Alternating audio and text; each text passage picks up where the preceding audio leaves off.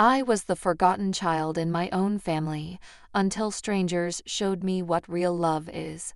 The distant hum of a radio playing an old tune mingled with the clinking of plates in the kitchen. I sat in the corner of the living room, clutching a worn-out stuffed bear. The voices of my parents rose and fell in a rhythm that had become all too familiar. Favoritism disguised as casual conversation. My sister's laughter echoed, amplified by our parents' doting attention. I felt like a shadow in my own home, realizing with a sinking heart that my presence was tolerated but not cherished.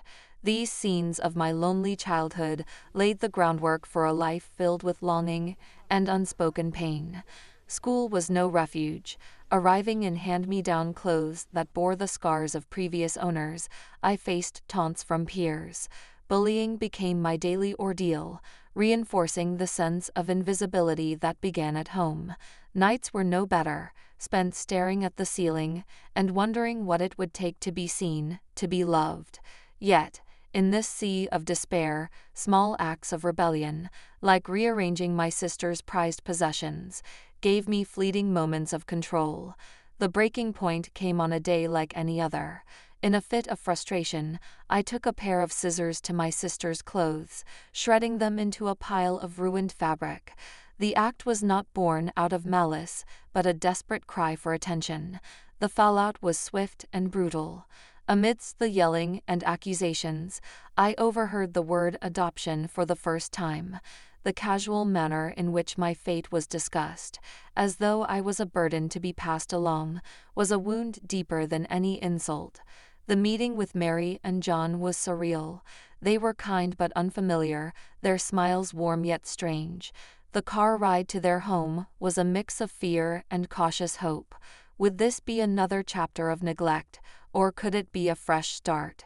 The new house smelled of lavender and fresh paint, a stark contrast to the chaotic home I had left behind.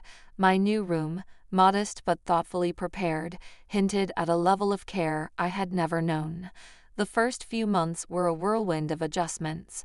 Mary's gentle patience and John's quiet strength began to chip away at the walls of mistrust I had built over the years.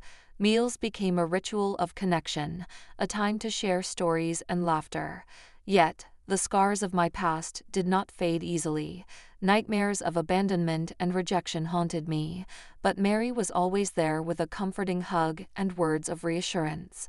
As I settled into my new life, school became less daunting.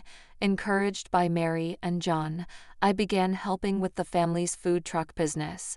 The simple tasks of chopping vegetables and taking orders became opportunities to learn the value of teamwork and responsibility. For the first time, I felt a sense of belonging, a tentative hope that maybe this could be home. With time, I discovered a love for learning. Teachers noticed a spark of intelligence and determination, often hidden behind my shy demeanor. Academic successes, though modest at first, became stepping stones toward self-confidence.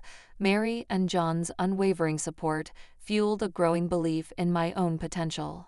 University was a daunting yet exhilarating prospect. With Mary and John's encouragement, I pursued a degree in business and accounting.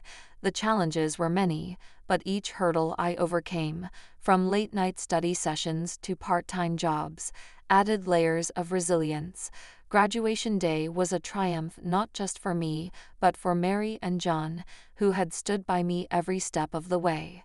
Years later, the past came knocking. A letter from my biological father, filled with thinly veiled demands for financial help, reignited old wounds.